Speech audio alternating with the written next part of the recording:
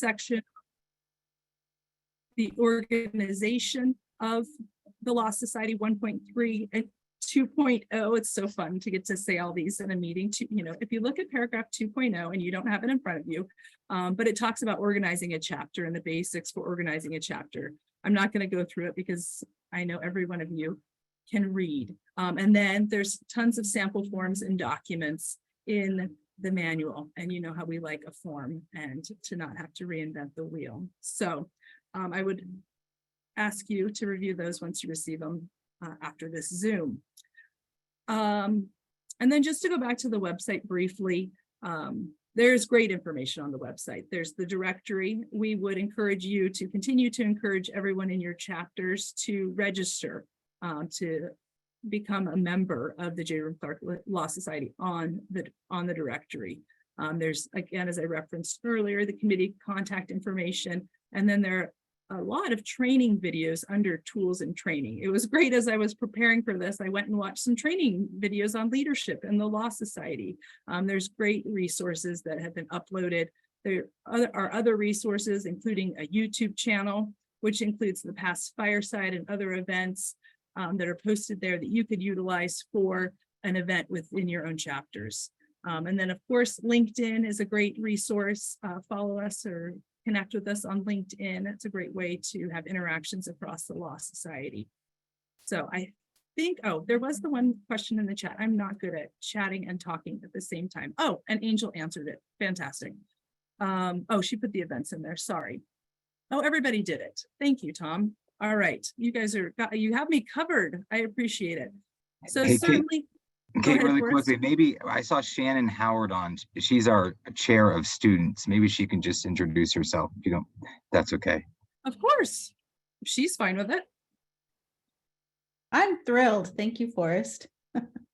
Hi, I'm Shannon Howard. Just looking on the screen, it looks like we have I have 4 different screens, but I do see on my screen a couple of people that are also from our committee. So what we're trying to do is, we talked about revamping the website. So we're also trying to revamp the student board so that students also have a central place to go for information, especially students who are at a school that might not have an active chapter, or they might want to be starting a chapter for the first time. So that's our goal, to do that. The way that we're trying to get the word out right now, since in the future we'll have information directly on the website, but for now we've created a LinkedIn page, and Warren Wood, who's from the University of Wyoming, has been really instrumental in that. And we're noticing that, once one person joins, it creates really great momentum. So we appreciate people from the professional chapters who are joining, because it's just kind of spreading that net out. And we're really excited that students are coming to us and saying, hey, we want to learn more about this. We need something like this at our school. So that's what our goals are. We're also really trying to increase the momentum for students to be able to attend the annual conference, so that they can actually have face-to-face contact with people of faith and attorneys across the United States and globally. So those are some of the goals that we have. So it's nice meeting everybody virtually. Well, and I appreciate that, Shannon. I met Shannon in Atlanta at the Reuben Clark Law Society meeting in Atlanta. So that's a fun connection, which is our annual conference.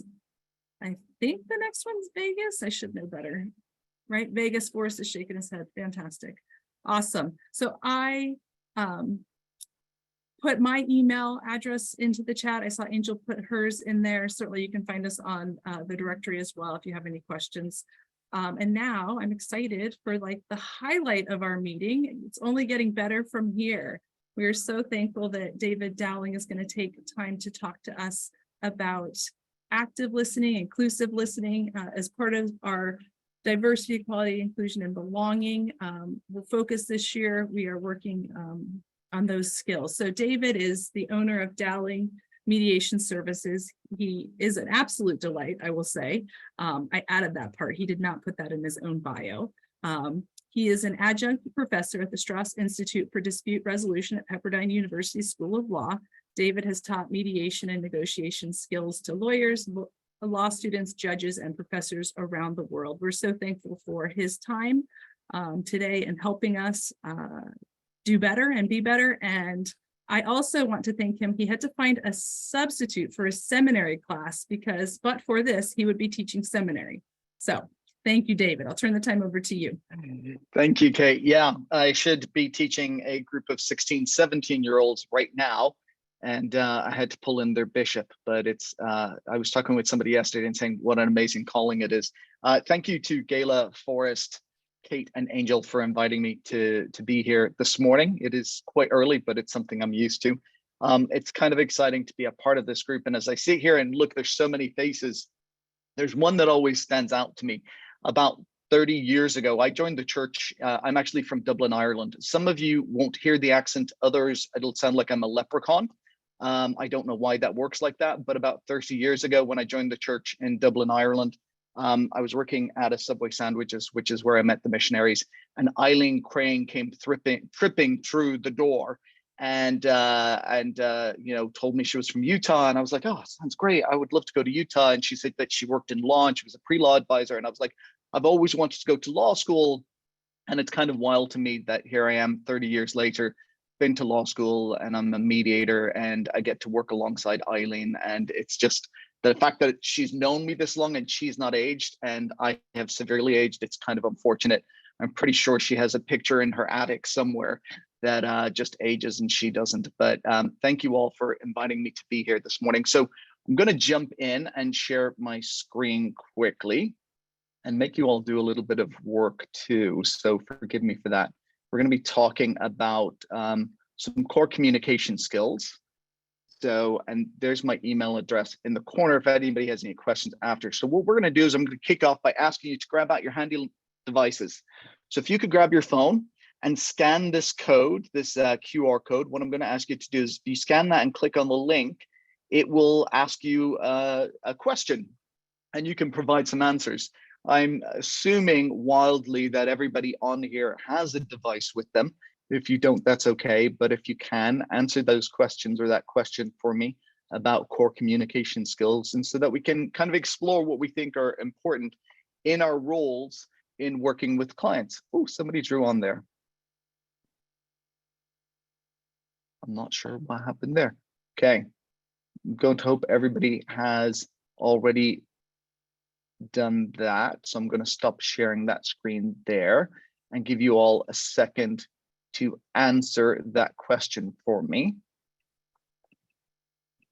And I'm going to, while we wait, come over here to my other screen. Pull this. Oh, this is good. Look at all this stuff coming up here. So I'm going to share this so that you can all see what's going on, what your all responses are looking like. I don't know if anybody has used Mentimeter before, but this is kind of a fun thing that I've picked up from teachers. I work a lot in education. And so these are your responses populating the screen right now. I love this. And what I love is that we've got it coming in different languages. My children are all actually biliterate. We sent them to Spanish immersion school. I grew up in Ireland, so I can speak Gaelic. Dias Meredith, Céad Míle Fáilte. If anybody speaks Irish, unfortunately, that's not many people out there. Yeah. So we have listening, we have empathy, we have understanding, eye contact, common ground, emotional control, asking questions, learning, be accommodating, understanding, speaking clearly, open-mindedness, justice, respect. These are great. I hope, so I'm going to let this continue populating because it takes a minute or two for everything to come up. I want you to look at the words on the screen on this word cloud. I'm going to ask you, are there any ones that jump out to you? Something that's on here that you didn't think about, that you thought that was interesting. So have a look. And then if there's something that specifically jumps out to you, share it with me.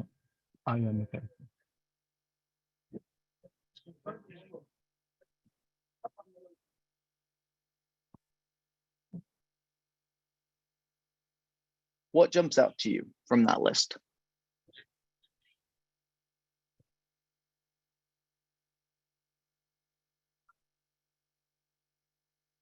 Don't be afraid to share.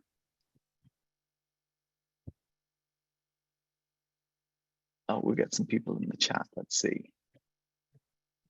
Patience. I love that. Patience is a good one. And it's so important when we're working with others and communicating, asking questions, listening. We're going to talk a lot about listening. So Roger shared something in a Scuchar. Can somebody translate that for me? In the chat. Open-mindedness. I like it.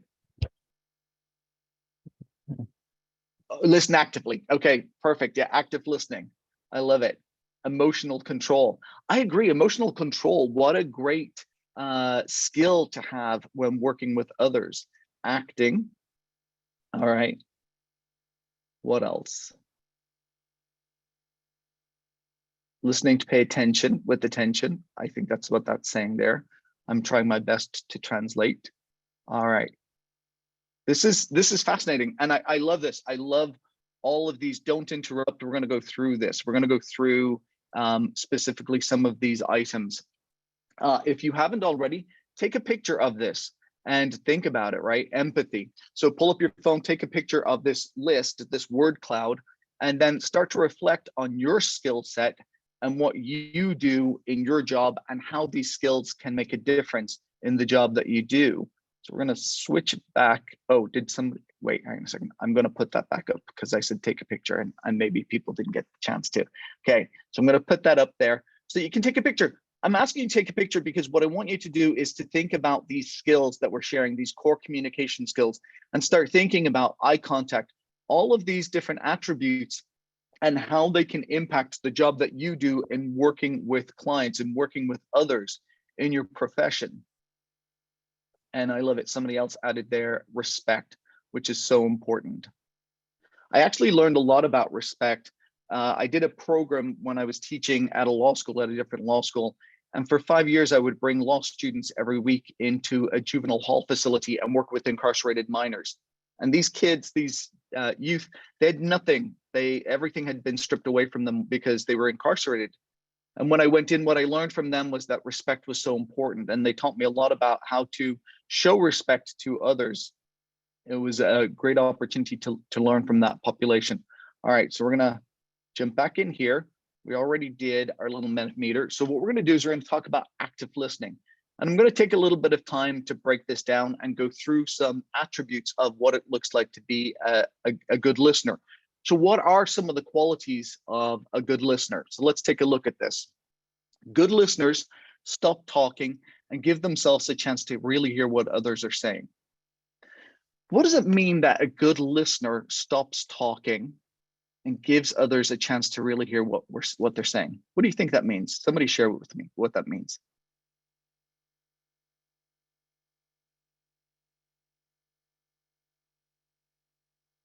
Yes, Adrina. Andrea.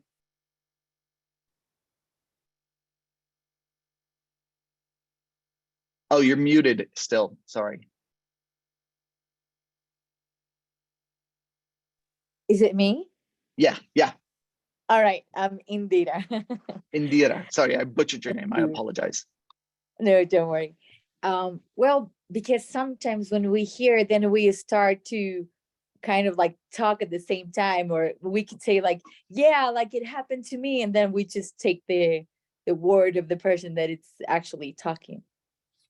Yeah, that's a great one. And I actually have a quote that I always love to share, and it's from a book called The Art of Racing in the Rain. And it talks about hijacking people's stories so that as somebody starts talking, we get so excited that what we do is we cut them off and we want to interject and we want to tell them this thing happened to me too. And what we do is we take their story away from them. And when somebody takes our story, we don't continue. We tend to just become quiet and not share the thing that we thought was important for us to share. Dave. When I read that, I was thinking that it meant stop talking in your mind, like stop formulating your response. As lawyers tend to do, I heard somewhere that within 7 seconds of someone talking, we start formulating the solution in our mind already. Right. Right. And Dave, you bring up a really good point. I've been married for almost 25 years, and my wife, would share things with me. And as she'd start sharing, I'd jump in and start creating responses and telling her how to fix things. And she said to me, and it's taken her many, many years to beat it into my head. And she'd say to me, sometimes when I share, I just want you to listen. I don't need you to fix things for me. And I think that's true of clients. Now, granted, our clients are coming in and they do want us to fix things. But in order to understand how to help them, what we need to do is, first of all, listen. We need to just be silent. We don't need to interject. We don't need to cut them off. We need to focus on what they're saying so that we can clearly understand what their concerns are and help them work through that. So good listeners listen with their ears, their eyes, and their body. And what does that mean? Well, to me, it's a holistic approach to listening. When I'm listening to somebody, obviously, I'm attentive with my ears, but my eye contact. And I remember working with a law student a couple of years ago. We would train them to interview clients. And this law student was sitting there, and every time the client said something, the practice client said something, he would put his head down and start taking copious notes, right? So he's writing away, taking his notes, and all this person could see was the top of his head. And luckily for him, he had more hair than I do. When I put my head down, it's not such a pretty sight, but he would have his head down. And I said to him, look, what you need to do is lift your head up so that you connect with the person. Look at them, see what's going on with them. Very little of what we communicate is in the words that we say. A lot of it is in our facial expressions, our body language, our eye movement, our tone, our volume. So the next time we were doing a session, a practice session, the student sat down and he had his paper in front of him and he's taking notes and he's sitting there like this. And he's trying to make what he thought was good eye contact. And I said, that's kind of creepy. I said, you're creeping me out. You're staring at this person while you're trying to take these diligent notes. And that's not the goal here. It's like, put the pen down. Sometimes we can listen to somebody without taking crazy notes. We just need to connect and listen. And we have to think about our body and our body language. It's easy when somebody comes in that we become comfortable. We maybe sit back in our chair a little, we relax. And what we're doing is we're disconnecting from the conversation. When I'm engaged with somebody, what I do is I sit on the front half of my seat. That opens my body language up, my posture up. I lean in a little and it helps them to feel that I'm engaged. So I'm sitting there, I'm looking at them and I'm making healthy eye contact. So I'm not staring, right? I'm not disturbing them, making them feel uncomfortable. Healthy, good eye contact, listening with my ears and paying attention to everything that's going on. So good listeners put aside their own views and opinions for the time being. Let me ask you, is it easy to put aside your own views and opinions when you're talking to somebody and they're sharing a view or opinion that you disagree with? What do you think? Is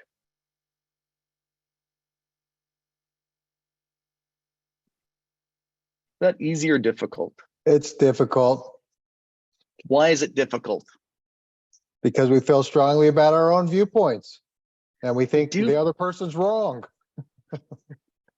We do feel strongly about our own viewpoints, and we do, Dave Gardner, we do feel that the other person is wrong. And that's hard, right? Because we want to correct, we want to tell them, we want to share, we want to explain. Why do you think it makes a difference when somebody is sharing a view or opinion that's different from ours, that we should just stop talking and just listen and put aside our own views and opinions? Why do you think that that's important to do when we're listening to somebody who has different opinions than us?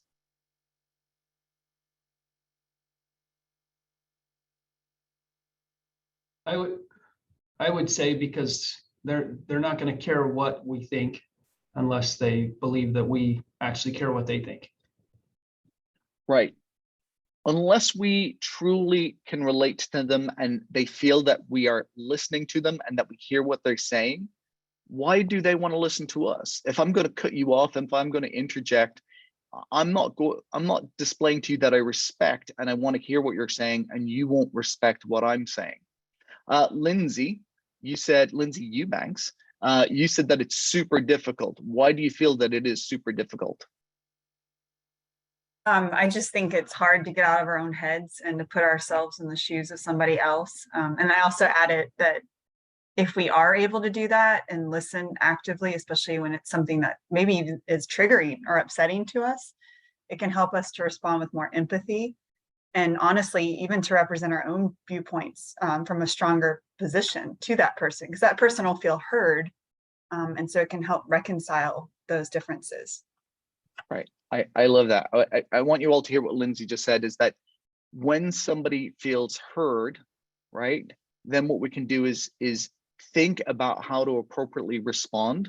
There can be empathy and understanding in how we communicate. If somebody feels heard and understood, they will want to listen to what we have to share. So by putting aside our own views and opinions, by not cutting somebody off, by not interjecting, good listeners control their impatience because they know that people listen faster than they can talk. I want to share a little story. A couple of years ago, actually it's church related. A couple of years ago, one of my former law students, he made the choice to become a member of the church, and he was getting baptized, and he invited me to that. And it was a pretty awesome little moment. And I went out, and there were two young missionaries there, and as they are, a pair of elders. And I went up and I started chatting with them and asked them the typical questions: where are you from?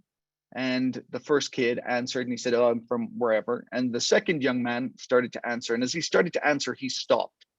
And there was a very heavy pause, very deliberate pause. And David being David, me being me, what I wanted to do was jump in and say to him, did you forget where you came from?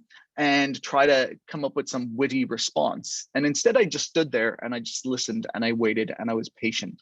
And I don't know why, because it's not typical for me. But I just stood there and listened to this young man.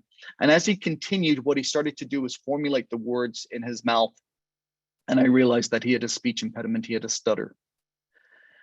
And in that moment, had I cut him off, I would have made things very uncomfortable. I would have made him feel very uncomfortable and probably thrown him back to feelings that he had when he was younger, and probably other kids bullying him. And I would have walked away from that moment feeling pretty terrible. In my years of working with folks, and for example, today we have interpreters, what I've come to realize is that there are people who are formulating the words in their minds. They're trying to think of how to say certain things. And there are many different reasons why somebody might take some time to communicate and to express and to share their response. So what we need to be mindful of is not cutting people off, is not jumping in, is not taking time away from their opportunity to respond. Rather than feeling like, I know how to finish your sentence, I know what you're going to say, I know where you're coming from, let that person finish what they have to say. Just engage with them and just be a good active listener. All right. So a good listener's purpose is the opposite of a debater.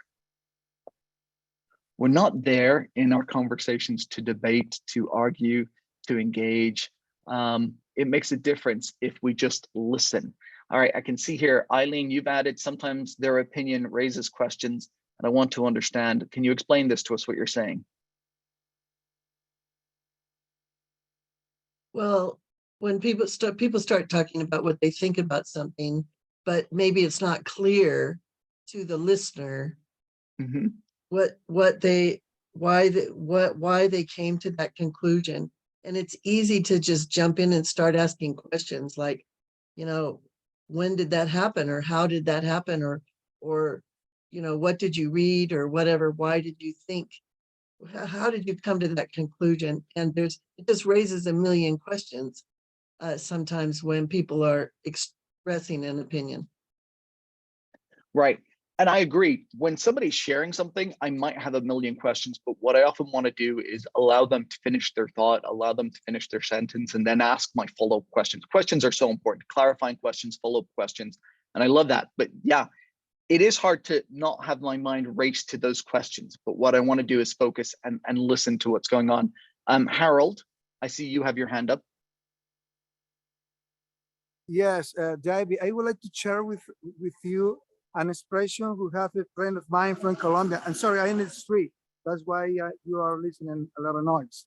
But that's okay. I want to say this. A friend of mine from Colombia told me a long time ago that human beings have been created with 2 ears, and 1 mouth. It means that we have to listen twice than speak. I don't know if it's clear for you, the expression. It's clear, isn't it? Yeah. Yeah, I love that, right? 2 ears and 1 mouth. So we should do more listening than we do speaking. That's right. Thank you. Thank you for sharing that. Okay. Good listeners train themselves to hear what is not said as much as what is said. So as a good listener, what we're trying to do is focus on the things that are being shared, but understanding that a lot of times people are communicating in ways that they're not actually saying what they mean to say. What I would ask you to do here is to focus on a person's volume, their tone, the pace of what they're saying. As somebody is communicating and sharing with you, if you're paying attention, if you're using those 2 ears, if you're using your eyes, if you're using your body, you're reading the body language of the person sitting across from you. As they're communicating, pay attention to their tone, to the volume of what they're saying, the pace. That can communicate a lot. There might be tension around certain words. You might notice their shoulders kind of creep up because they might become anxious and fold their arms as they hit on a certain point. What I'm looking for is nonverbal cues that tell me that I need to come back, and going back to something Eileen just said, is ask clarifying questions. I noticed that you got a little frustrated or a little upset when you touched on this or when you mentioned this person's name. And so I can swing back to that question or to that point and say, explain to me more about what's going on here. Good listeners focus on a person's feelings, thoughts, and behavior. So as a listener, as somebody who's listening to others, what I'm going to do is pay attention to all of those things. It sounds to me, or it seems to me, that you're angry. It seems to me like you're upset. You seem to be frustrated. Help me to understand why or what's going on, why that makes you feel so sad. So focus in on those feelings, those thoughts, and those behaviors that the person is displaying. Good listeners pay attention to the verbal and nonverbal cues. And so this is important. This is what I call that holistic approach to listening, is bringing it all in, putting it together so that everybody will be able to, that everybody in the conversation, you'll be able to engage and understand everything that's happening. And then finally, good listeners resist distractions from their communications with others. So what is the biggest distraction in our communications with others today? What would you say is the biggest distraction that we have? Anybody? Our phone. Our phones. That's exactly right. See these devices? These are the biggest distractions in our communications with others. I'll share quickly. When I started law school, I eventually got a phone, and because of being in law school, my phone was on silent. And ever since then, my phone has always been on silent, to the point that I'm one of those people that if I'm in a meeting or in church or something like that, and a phone is ringing, I'm like looking around. And if it turns out to be mine, I'm always shocked. But if my phone's in my pocket and you and I are having a conversation and you're sharing something important with me and my phone starts vibrating, what am I thinking about? Your phone. I'm thinking about my phone. Who is it? Maybe it's something important. Maybe it's my BFF. Maybe lunch plans are formulating. I should really check it. I need to know. And we become like addicts. We need to get that device out. And what's weird is we are so wired up today. I have a device on my wrist that vibrates if I'm getting a phone call. I have this device in my pocket that vibrates if I'm getting a phone call. I am so wired to other connections and other forms of communication that it hinders my ability to listen. So if I'm engaged in an important conversation, if I'm meeting with you and I need to know what's going on and I want to work with you and figure out how I can help you, maybe what I need to do is take my device and remove it and put it somewhere so that it's not distracting me. If I want to engage, if I want to learn from you, what I'm going to do is take that device, put it down so that I can focus 100% on the conversation at hand and engage with you. So I have a challenge for you all, right? And I'm just going to come back over here and I'm going to go back here. All right, so we should have 4 active listening traits here on this page. So I'd like you to either take note of those or take a photograph of that page there. So I'm going to give you all a moment to do that. So what are good listeners, right? Stop talking. Listen with your ears, your eyes, your body, right? Put aside your own views and opinions and control your impatience. And then on our next page, we should have 1, 2, 3, 4, 5, right? So not debate, listen to what is not said as much as what is said, focus on a person's feelings, thoughts, and behaviors, pay attention to those verbal and nonverbal cues, and resist distractions. So here is my homework assignment. I know nobody thought that they were coming to a Reuben Clark leadership training and they were going to get a homework assignment. My homework assignment to each of you is I'm going to challenge you to have just one conversation within the next week, where you practice being a good listener and try to incorporate as many of these 9 good listening traits into your conversation as you can. Just one.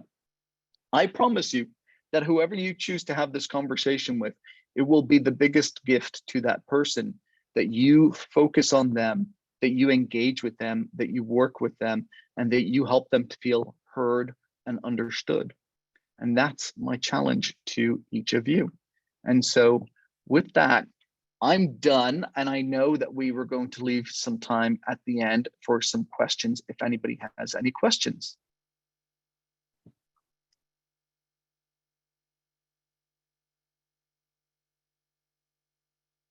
David, since nobody's talking, I will say I had a meeting at midnight last night with my international team, and one of my members was expressing her concerns about whether or not this student chapters can even be created around the world and in her particular area. And she was very frustrated.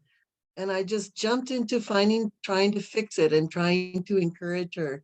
And now I'm going to go back and write her an email and say, I hope you felt validated in the concerns and the frustrations that you face as a leader. I wasn't trying to dismiss what you were saying. I was trying to help, but that's one of the problems, is that it's easy to go into the fix it mode.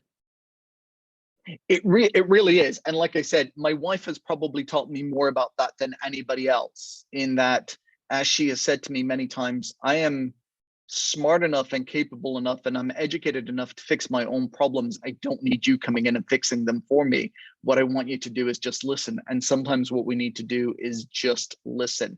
We need to just work with people and allow them to share and allow them to express their concerns. And that way we can connect with them and build that understanding and build that relationship. And a lot of times it's just allowing somebody to talk and not jumping in and fixing their problems, because they need to figure out that for themselves. Yeah, so for all of you that are here on this call, it's so amazing that, and all the hard work that you're doing as a leader in whatever capacity.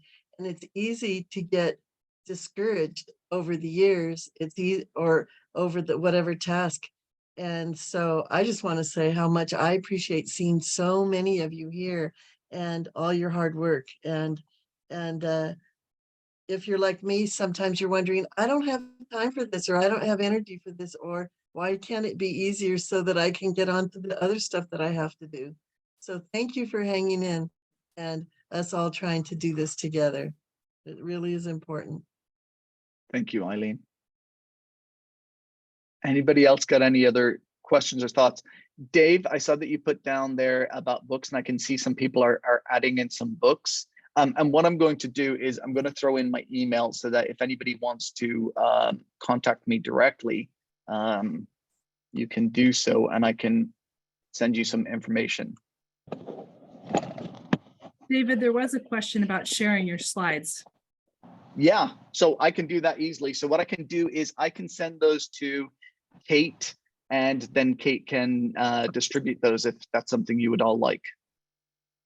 That would be great if you're willing to do that. Appreciate it.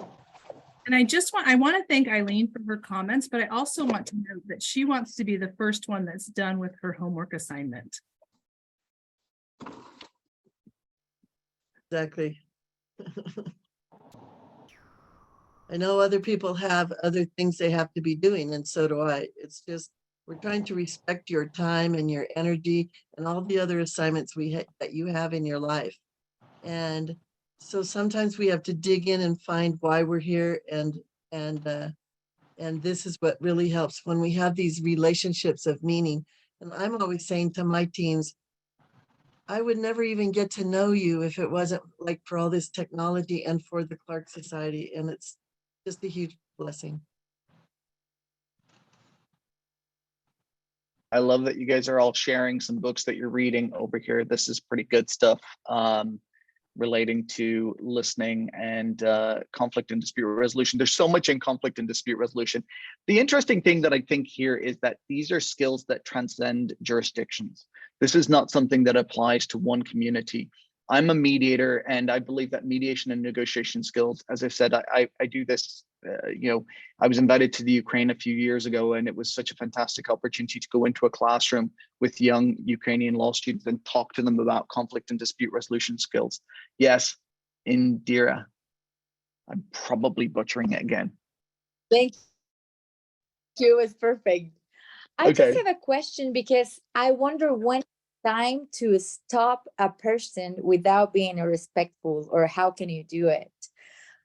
Because there are sometimes that we, by trying to be respectful and by hearing, we spend a lot of time just maybe sometimes listening the same. So for example, yesterday night. Oh, did we drop her?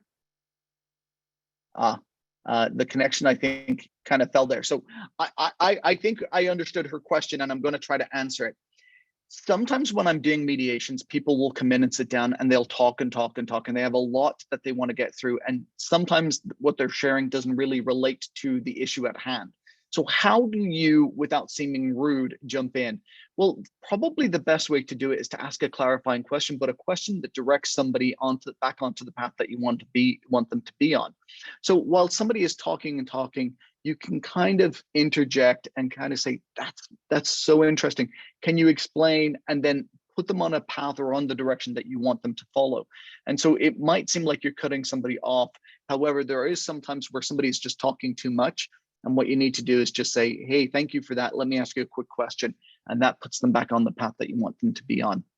I'm sorry that we lost her there. I know that we're Zooming from all over the world. So any other questions? And I love that you're all sharing over here in the chat. Anybody else got any thoughts on this topic of being a good listener?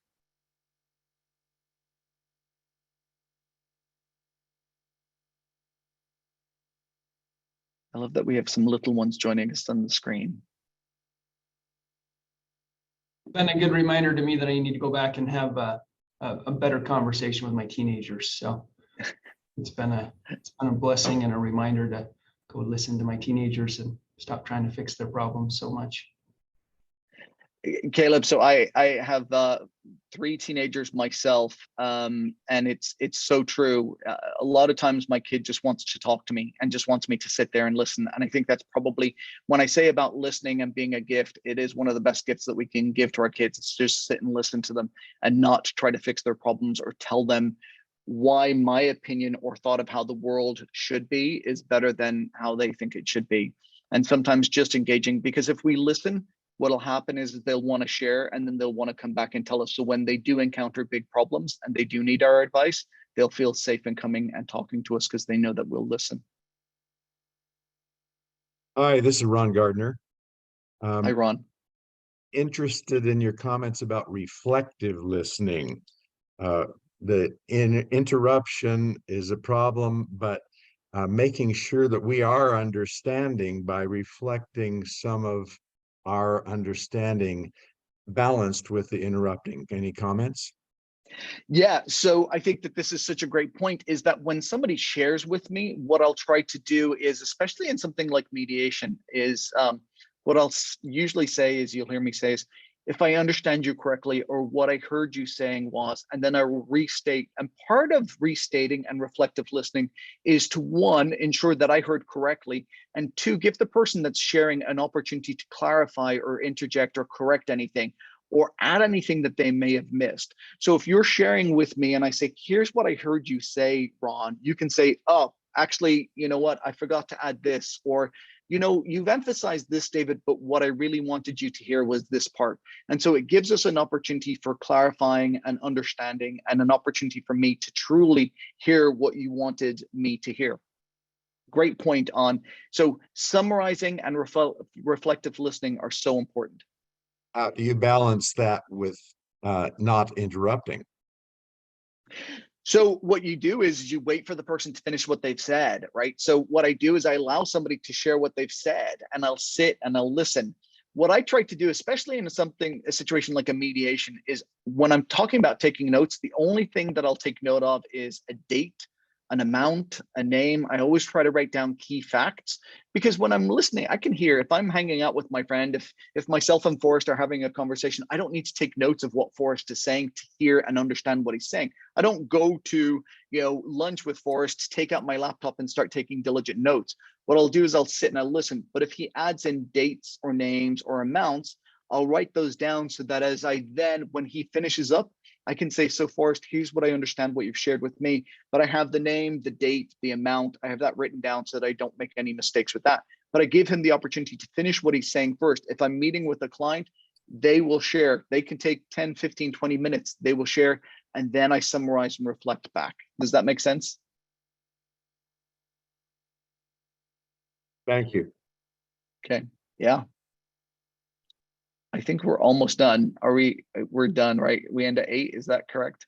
I think Okay. we're great. I had a goal for 45, but this was phenomenal. Thank you so much, Oh, Dave. I went over the No, time. you did not go over. You did not go over at all. I didn't mean that in any way other than I like a short meeting, but this was phenomenal. So we appreciate it. We appreciate your time. We appreciate your experience, your knowledge, and sharing it with us. When you talked about it going across jurisdictions, I think we all said, and it goes in all aspects of our lives. Family, neighborhood, church, community, all of the places. I know I need to be better at this. And so I'm going to work on it. I appreciate your presentation. And I appreciate each of you for joining in this call. I know it's a sacrifice to take time out of your busy days to come to this training and to participate. And we really appreciate all that you do for the Law Society. I think Angel said earlier, we pray for you. You're in our hearts, you're in our thoughts. We're here to help, support, and sustain you as you carry on your purpose in life, and as you carry on your purpose in the Law Society. So let us know what we can do for you. We are here to support you. And again, we thank you for your time. And I think I'm going to close it. That's the end for me. All right. Thanks all. Have a great day.